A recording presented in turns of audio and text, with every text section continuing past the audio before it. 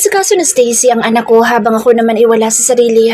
Iniisip ko kung ano ang kinakaabalahan niya kaya hindi siya nagpakita sa amin. Sinulipan ko si Stacy na nakatitig sa akin. Umiwas ako ng tingin. Gustong-gusto ko siyang ilayo sa lugar na ito para magkaroon kami ng pagkakataon para makapag-usap. Nang matapos kaming kumain, umalis na ang ilan sa kanila habang kami naman ni Stacy ay naiwan pa sa event room. Wala sila dahil kasama niyang anak ni Sam na si Zyra. Akmang tatayo si Stacy nang pigilan ko siya. Hindi makatingin sa akin si Stacy. May problema ba tayo? Yan ang una kong itinanong sa kanya. Wala tayong problema, Brian. Humarap siya sa akin. Then, why are you avoiding me? Ngumiti siya at alam kong pilit lang iyon. Dahil hindi magandang tingnan lalo na't may asawa at anak na ako. Sagot niya. Agad ako napatayo nang sabihin niya iyon. Paano tayo? I miss you, Stacy. Iniisip kong mabuti kung may nagawa ba ako sa iyo na ikinainis mo kaya hindi mo sinasagot ang mga tawag at text ko sa iyo. Hinapit ko siya sa akin at mahigpit siyang niyakap. Makukontento ako sa kung anong tayo ngayon, Stacy. Maghihintay ako kahit gaano pa katagal basta makasama lang kita. Makikihati ako ng oras sa pamilya mo basta maiparamdam ko lang sa iyo na totoong nararamdaman ko para sa iyo. Maniwala ka, Stacy. Mahal na mahal kita. She looked away. I let out a deep breath. Hindi siya sumagot. Tigilan na natin to. Umawang ang labi ko na sabihin niya iyon. Why? Gulat na tanong ko. Dahil mali. Maikling sagot niya. Mas lalo ko siyang niyakap. Ayoko siyang pakawalan. Hindi ko mapigilan ang sariling maluha.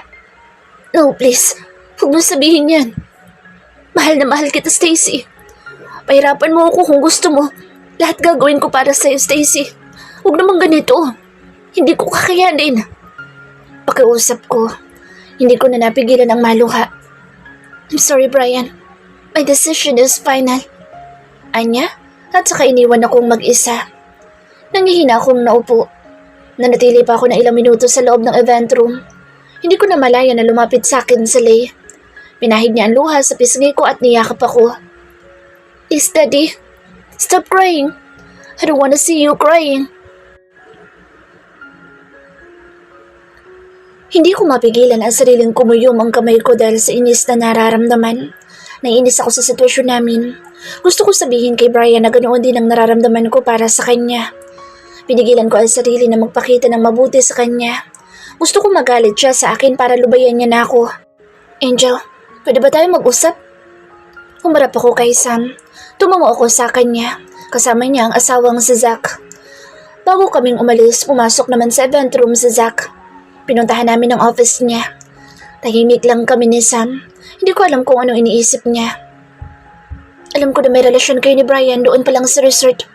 Gusto ko lang sabihin sa iyo na alam ko ang pakiramdam na yan at naiintindihan kita. Hindi madali lalo na't may pamilya ka na. Panimula niya. Tama lang ang ginawa mo. May asawa at anak ka na, kaya dapat lang nasa kanila lang ang buong atensyon mo pero unfair din para kay Brian. Napatitig ako sa kanya. What do you mean? Takang tanong ko. Nakilala ko ang mga anak mo. Minsan kaming napadaan sa bahay mo at doon ko nakita ang mga bata. Kamukha ng isa sa kambal mo si Brian. Don't worry, hindi namin sasabihin kay Brian ang nalaman namin ni Zach. Ikaw lang makapagsasabi ng totoo kay Brian. Sana, ang lahat ng desisyon mo, pinag-iisipan mo ng mabuti. Hindi masama na magbigay ka ng second chance kung nakikita mong talagang malaki ng pinagbago ng tao. Mahabang pahayag ni Sam. Hindi ko alam ang dapat kong gawin, Sam. Naguguluhan ako. Pag-amin ko. Kapain mo siya dyan sa puso mo. Kung nandyan pa siya, gawin mo ang dapat mong gawin. Kung wala na, huwag mo siyang bigyan ng pag-asa na babalik pa kayo sa dati. Napaisip ako. May kumatok sa pinto. Tumayo si Sam at pinagbuksan ng taong iyon. Ma'am, nandyan po si Sir George. Hinahanap si Ma'am Angel. Sinusundo na po siya. Tumayo na ako nang sabihin iyon ni Trina. Kasama ko silang dalawang umalis sa office. Napatingin ako sa event room kung saan kalalabas lang ni Brian. Umiwas agad ako ng tingin. Ayoko makonsensya dahil sa ipinapakita ko sa kanya. Dapat lang natapusin na namin ang namamagitan sa amin.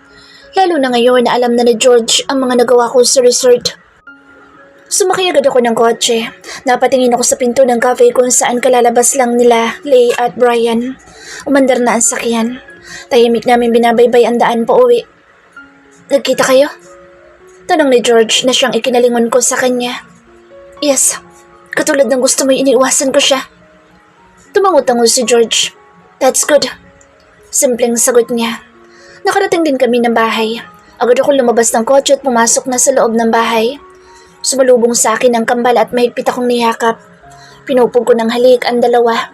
Kumalakak si Jenny at kinis ako sa pisngi. Saan ka galing, Mommy? Hinaplas ko ang mukha ni Jenny. Naupo kami sa sofa at maingat siyang binuhat at inuupo sa hita ko. Nakipagkita ako sa mga kaibigan ko. Sagot ko. Ganun po ba, Mommy? Nakangiting sagot ni Jenny. Tumango ako at ngumiti. Hinila ko ng kambal at nagpunta kami sa kwarto nila para maglaro. Inabot kami ng hapon sa paglalaro. Kahit naramdam ko ang pagod, patuloy pa din ako sa pag-aasikaso sa kambal. Mommy, are you okay? Jerome asked. Yes, son. Don't worry about me. Umalis na siya sa harap ko. Hindi ko mapigilan ang sariling mapabuntong hininga. Laman ang isip ko si Brian. Kahit anong gawin ko, siya lang ang iniisip ko sa buong araw. Sa katunayan nga niyan, ay nagdadalawang isip ako na suwayin ang gustong mangyari ni George. Paano ba ako napasok sa ganitong sitwasyon? Muli ay naalala ko ang nangyari. George, may inambulalas ko sa pangalan niya. He grabbed my hand.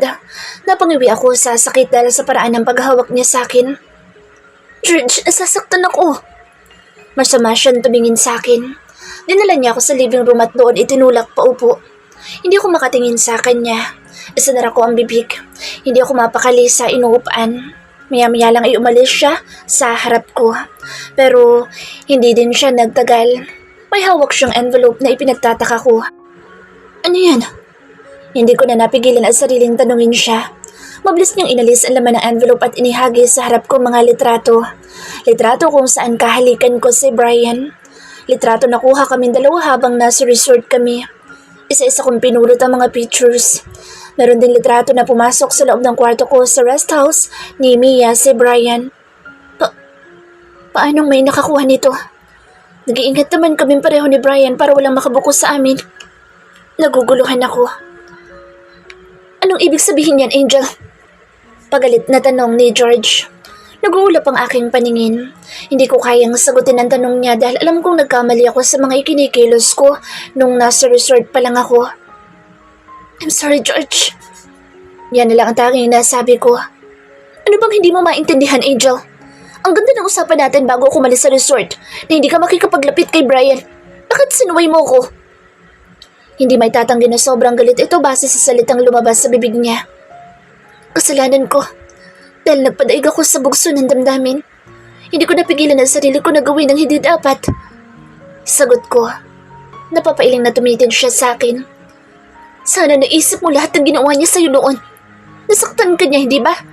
Niloko ka niya at pinagpalit ka niya sa iba habang kasal kayo. Hindi ba sumagi dyan sa isip mo lahat ng sakit na ipinaranas niya sa'yo? Ha, Angel? Tumulo ang luha ko. Realization hit me so hard. May punto siya. Hindi kami malalagay sa puntong ito ni Brian kung naniwala lang siya sa akin. Kung talagang mahal niya ako, paniniwalaan niya ako dahil mag-asawa kami. Nakapag-isip ako ng tama dahil sa mga sinabi sa akin ni George. Hindi dapat ako nagbadala sa sinabi ng puso't isip ko. Dapat hindi na ako nagpakita ng interes kay Brian habang nasa resort pa kami. Parang binigyan ko na din siya ng pagkakataon para saktan ako. Magmula ng araw ding iyon, ginawa ko ang lahat ng makakaya ko para iwasan si Brian. Kahit ang pag-text niya at tawag sa akin, hindi ko na pinapansin. Ginawa kong busy ang sarili habang kasama ang mga bata. Pumasok si Manang. Ngumiti siya sa akin nang harapin ako. Ma'am, meron nung gustong makapag-usap sa inyo. Kumunot ang noo ko. Sino raw ho? Tanong ko. Hindi niya sinabi ang pangalan niya. Hinihintay ka niya sa labas. Tumayo ako mula sa kama at hinarap ang kambal na busy sa paglalaro. Dito muna kayo. May kakausapin lang si Mommy. Tumango ang dalawa. Sinamahan ako ni Manang sa labas ng bahay. Natanong ko din sa kanya kung nasaan si George. Ang sabi niya nagmamadaling umalis si George kaninang hinatid niya ako pa uwi. Hindi man lang siya nakapagpaalam sa akin. Paano nga ba niya magagawa pa iyon galit pa rin pala siya sa akin. Pagkatapos ng mainit namin pag-uusap, hindi niya na ako kinikibo. Alam kong disappoint siya sa nagawa ko. Hindi ko siya masisisi kung ganoon ang pakikitungo niya sa akin. Nakarating agad ako sa gate. Napatanga ako nang may nakita akong lalaki nakatalikod sa akin. Malaki ang pangangatawan at parang may hawig siya kay. Humarap sa akin ang lalaki. May hawak siyang buke. Ryan. Sambit ko sa pangalan niya. Bala kong puntahan sa Stacy kaya dumaan muna ako sa flower shop ni Mia at bumili ng paboritong flowers na Stacy. Sinigurado ko na makakausap ko siya ngayon. Ang alam ko nasa company ngayon si George kaya malayo ako makakakilos para makapag-usap kami ni Stacy. Hindi ako makapaghintay na makita siya at mayakap. Pagkatapos kong bumili ng flowers, sumakay na ako sa kotse ko at tinahak ang daan papunta sa tinitirahan niya. Nang makarating ako, nag-doorbell agad ako. Mabuti na lang at merong matandang babae ang nasa malapit lang na agad akong kinausap. Ano ho yun, sir? Tanong na matanda. Ngumiti ako sa kanya. Nandyan po ba si Stacy? Yes, sir. Bakit ho? Kakilala ko ni Stacy. Kailangan ko lang siya makausap. Sugot ko. Tumango ang matanda. Sige, sir. Pakihintay na lang. Tatawagan ko lang po si Ma'am Angel. Umalis na ang matanda. Tumalikod ako sandali at pinahid ang pawis sa noo ko. Kinakabahan ako sa kalalabasan nito. Narinig ko ang pagsinghap ng taong nasa likod ko kaya agad ako napalingon. Nakabuka ang labi ni Stacy dahil sa gulat. Ngumiti ako sa kanya at sinunggaban siya ng yakap. Stacy, I miss you, I said. Umawak sa dibdib ko si Stacy at buong lakas ako itinulak dahilan para lumayo ako sa kanya. Hey, what's wrong? I asked. She looked away. Anong ginagawa mo dito? Malamig na saad niya. Hindi ako makasagot. Naninibago ako sa paraan ng pakikitungo niya sa akin. I'm asking you, what are you doing here? Ramdam ko na naiinis na siya. Gusto lang kitang makita at makausap. Matalim ang tingin niya sa akin. Ano pa ba dapat natin pag-usapan, Brian? Matagal na tayong tapos. Kaya kung pwede lang umalis ka na. Ayoko nang makita ang pagmumukha mo. Tumalikod siya sa akin. Niyakap ko siya ng mahigpit sa likuran niya dahilan para hindi matuloy ang pag-alis niya. Alam kong mahal mo pa ako, Stacy. Please, wag namang ganito. Pinipilit niyang tanggalin ang mga braso ko sa bewang niya. Nang magtagumpay siya, humarap siya sa akin at sinampal ako. Tumutulo ang luha sa pisngi niya. Akmang papahidan ko ang luha niya nang agad niya yung iwinaksi. Nakakalimutan mo na ba lahat ng ginawa mo sa akin, Brian? Pues ako hindi. Kasi hanggang ngayon, dalo-dalo ko pa din sa buong pagkatao ko ang lahat ng sakit na pinaranas mo sa akin. Ang panluloko mo. Bumalik ako sa iyo pero anong ginawa mo? Sinaktan mo ulit ako. Napagod na ako sa iyo. Kaya hindi mo na maibabalik pa ang dating ako na ikaw ang dahilan kung bakit ako nagkaganito. Sumbat niya sa akin. Hindi ko alam ang dapat na sabihin kay Stacy. Tama naman siya, kaya deserve kong makatanggap ng masasakit na salita galing sa kanya. I'm sorry. Ang tanging nasabi ko na lang. Natawa siya habang umiiyak. Sorry? Ano magagawa ng sorry mo? Ikaw ang dahilan kung bakit nawala sa akin ang baby ko. Ikaw ang sumira sa buhay ko. Pinaghampas niya ako. Hindi ko sinalag lahat ng paghampas at sampal niya sa akin.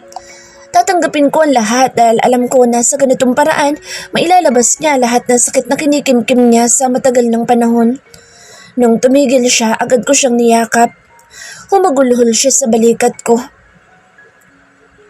Hindi ko na maibabalik pa ang buhay ng anak natin, Stacy. Pero sana ibigyan mo ko ng pagkakataon na ipakita sa iyo na deserving ako sa pagmamahal mo. Desperado kong saad. Hindi ka karapat-dapat para kay Stacy. Pareho kaming napatigil na Stacy nang may magsalita. Humarap kami sa taong iyon. George! Gulat na saad ni Stacy. Hindi ko nakita ang pagsugod ni George. Binigyan niya ako ng suntok na siyang nagpatumba sa akin. Tama na, please! Sigaw ko sa dalawa na hindi matigil sa palitan ng suntok sa isa't isa. Kanina ko pa sila pinapatigil pero hindi ko magawa. Ngayon nakaibabaw si Brian kay George at sunod-sunod na suntok ang ginagawad niya kay George. Hindi ako makagalaw sa kinatatayuan ko hanggang sa hindi ko na kaya ang ginagawa ni Brian. Please, Brian, tama na. Huwag mo siyang sasaktan. Pagmamakaawa ko, nakikita kong sobrang nasasaktan na si George. Napahinto sandali si Brian para tingnan ako. Madilim ang anyo nito. Binalingan niya si George at muling itinuloy ang ginagawa. Tama na! Baka mapatay mo ang kuya ko! Sagaw ko sa kanya. Nakaangat na sa ere ang kamao ni Brian na hindi natuloy na dumapos sa mukha ni George. Itinulak ko si Brian at tinulungan si George na tumayo. Pinahid ni George ang dugo sa gilid ng labi niya. Magkapatid kayo? Gulat na tanong ni Brian. Hindi ako makatingin sa kanya. Umalis ka na, Brian.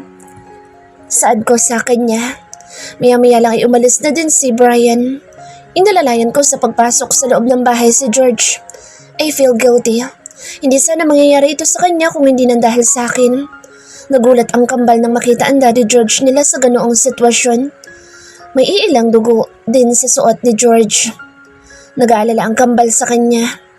Kasama namin ang mga bata nang dalhin namin si George sa kwarto niya. Nahiga siya sa kama habang ako naman ay kinukuha ang planggana na may maligamgam na tubig na pinakuha ko kay Manang.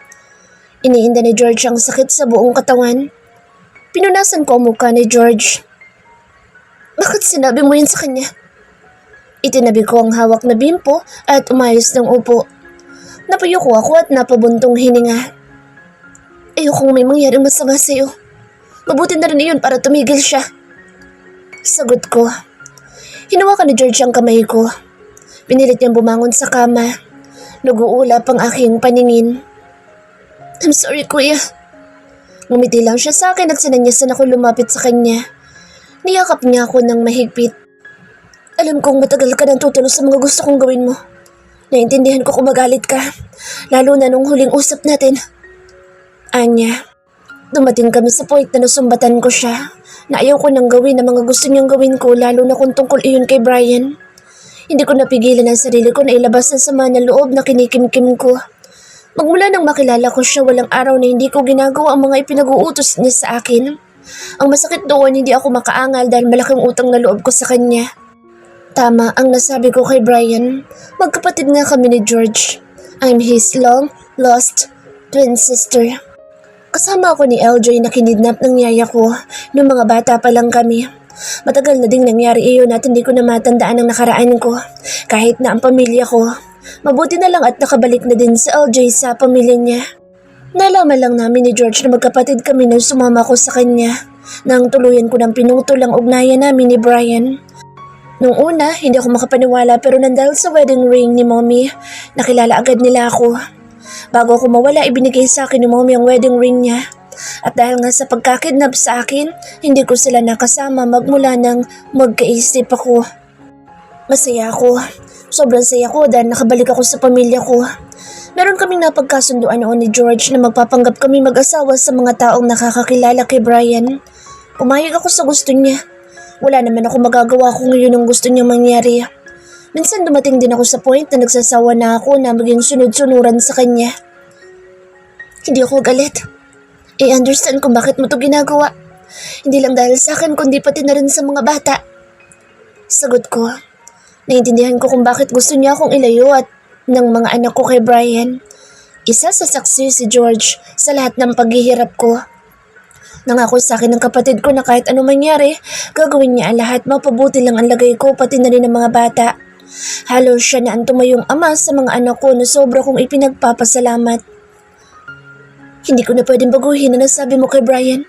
Alam ko sa mga oras na ito gulong-gulo siya at sa tingin ko, iniisip din niya ang kambal. Kung sino ba ang totoong ama nila. Isa ito sa mga kinatatakutan ko. Ngayong alam na ni Brian na hindi kami mag-asawa ni George, baka maisip niyang siya ang ama ng kambal at hindi ko alam ang gagawin kapag nangyari iyon.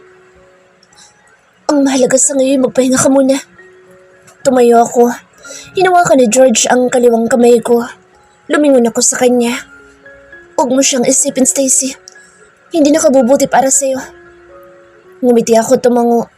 Iniwan ko mag-isa si George sa kwarto niya at pinuntahan ng mga bata. Sumalubong sa akin si Jenny sa nag-aalalang muka. Mommy, is Daddy okay? She asked. Yes, honey. Don't worry too much, okay? I smiled. Tinawagan ko si John at Zach. Gusto ko silang makausap. Hindi ko makontak si Marcus kaya silang dalawa na lang. Nakapag-brohag sa akin si Zach nang makarating ako sa office niya sa cafe. Pabagsak na naupo ako sa sofa. Pagod ang buong katawan ko pati na rin ang isip ko. Anong problema mo, bro? Bakit mukhang kagagaling mo lang sa Rumble? Natatawang tanong ni John. Sinamaan ko siya ng tingin at umayos ng upo. Hindi mag-asawa si George at Stacy. Napanganga ang dalawa. Seryoso? Paano? Gulat na tanong ni Zach. Pinuntahan ko si Stacy. Naabutan kami ni George na magkasama. Nagalit siya at sinugod ako ng suntok. Gumanti ako hanggang sasabihin ni Stacy na kapatid niya si George. Napailing si Zach habang nakatotok sa akin ng atensyon ni John. Ano nang plano mo? Ngumisi ako kay Zach. Kukunin ko ang dapat na sa akin. Matapos ang pag-uusap namin ng mga kaibigan ko'y umuwi na ako. Nakita ko si Mom na pababa ng hagdan. Mom, I have a good news. Masayang saad ko. Ngumiti sa akin si Mom. Really? What is it? Pagmamayari ko pa din siya. Sagot ko. Napanganga si Mommy. Talaga? Oh my God. Ibig sabihin ba nito? Teka, may anak si Stacy, hindi ba? Anya. Tumango ko. Bakit po? Saglit na napaisip si Mom. Nakatinginan kami at sumagi sa isip ko ang nangyari kanina lang. Kung hindi si George ang asawa ni Stacy, sinong ama ng kambal? Anak, napangiti ako. Hindi na ako makapaghintay pa na makausap ulit si Stacy. Gusto kong marinig mula sa kanya kung ako ba ang ama ng kambal. Daddy! Napatingin ako sa hagdan kung saan nagmamadaling bumaba si Lay. May ngiti sa labing lumapit siya sa akin. Lumingalinga siya sa paligid. Kumunat ang noon niya at bumaling sa akin. Sabi mo, sasama mo si Mom Stacy kapag uuwi ka na. Where is she? I pat her head. Nangako nga pala ako sa kanya na iuuwi ko dito sa bahay si Stacy. Kahit na ano pa nangyari sa amin, asawa ko pa din si Stacy. At saka kahit na hindi magkadugo si George at Stacy, wala ding silbi ang pagpapakasal nila dahil hindi kami annul ni Stacy. Ibig sabihin, siya pa din ang asawa ko. Nagkaroon ng konting problema, Lay. Kaya hindi ko siya kasama. Pero don't worry, malapit na natin siyang makasama. She nodded and smiled. Umangat ang kamay ni Lay at pinasilang sugat ko sa gilid ng labi. Naparay ako sa sakit. What happened to you, Daddy? She asked. Wala to, anak. Are you hungry? Pag-iiba ko ng usapan, habang si Mommy naman ay umiling naman. Yes, Daddy. Masayang Anya. Binuhat ko si Lay at dinala sa kitchen. Inasikaso ko si Lay kahit na may iniinda akong sakit sa katawan. Si Stacy ang laman ng isip ko. Kinabukasan maaga ko umalis ng bahay para puntahan si Stacy. Naabutan ko siya sa labas ng bahay niya na nagdidilig ng halaman. Nalaki ang mata niya nang makita ko. Anong ginagawa mo dito? Hindi makapaniwalang tanong niya. Gusto kitang makausap. Saad ko. Umalis ka na, Brian. Wala tayong dapat na pag-usapan. Inis na Anya. Meron, Stacy. Ako ba ang ama ng kambal? Tanong ko. Umiwas siya ng tingin. Hindi. Sagot niya. Alam kong nagsasinungaling ka lang, Angel. Tingnan mo ako sa mata. Saka mo sabihin sa akin na hindi ako ang ama ng kambal. Gulong-gulo na ako, Stacy. Gusto kong malaman ang lahat mula mismo sa'yo. Desperadong saad ko. Matapang siyang tumingin sa akin. Mata sa mata. Kinakabahan ako pero hindi ko yun pinahalata sa kanya.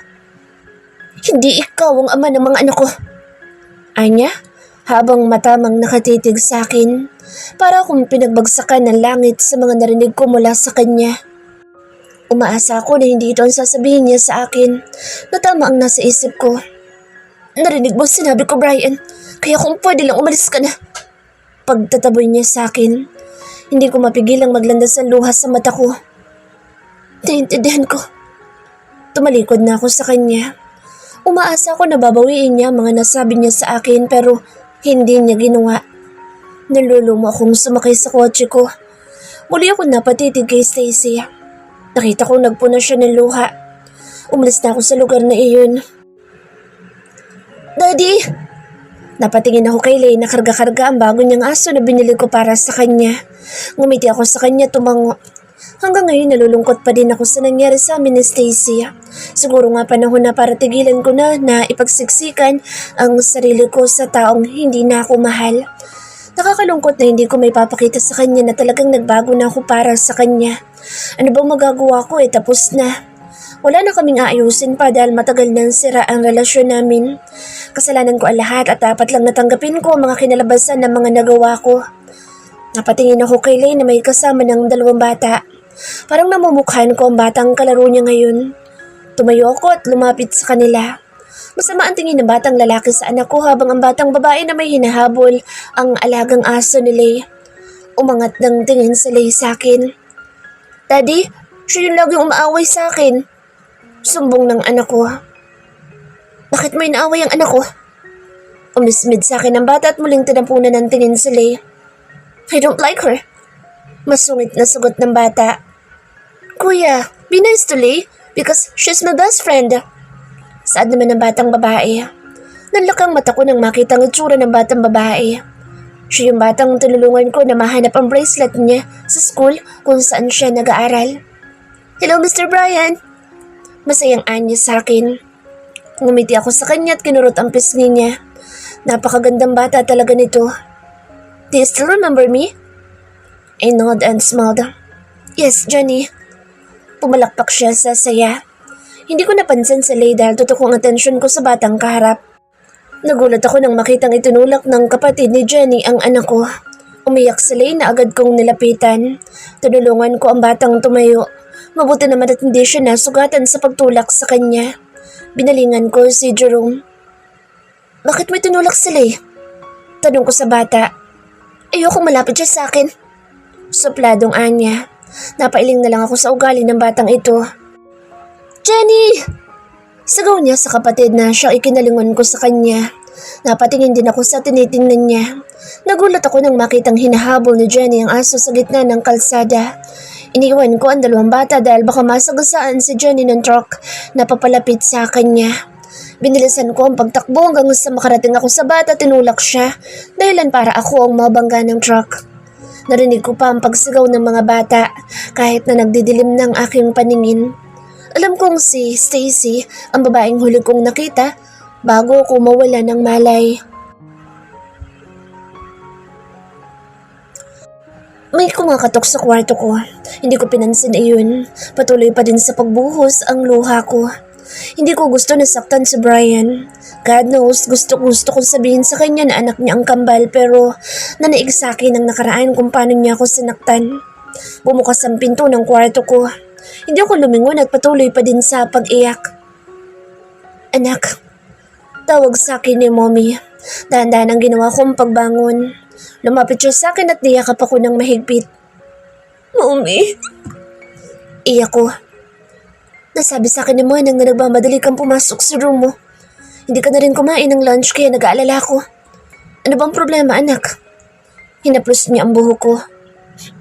Hindi ko na alam ang gagawin ko, Mom. Gusto kong mabuo ang pamilya namin ni Brian pero hindi ko magawa. Hanggang ngayon namumuhay pa din ako sa nakaraan. Paano kung gawin niya ulit sa akin yun? Mukhang mabaliw na ako. Ayokong masaktan ng mga anak ko. Mahabang paliwanag ko. Anak, bakit hindi mo subukan? Malay natin baka nagbago na siya. Umiling ako. Nagtatalo ang isip at puso ko. Mahal ko si Brian mo pero di ko alam kung pareho ba kami nang nararamdaman. Minsan na ako nasaktan at dahil sa kanya at hindi ko alam kung paano ko pa may babalik ang tiwalang nawala. Pinarap ako ni Mommy sa kanya. Tumitig siya sa akin at ngumiti.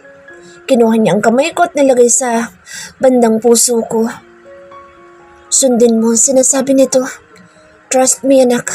Masarap magmahal lalo na kung kasama mo ang taong mahal mo. Ngumiti ako kay Mom.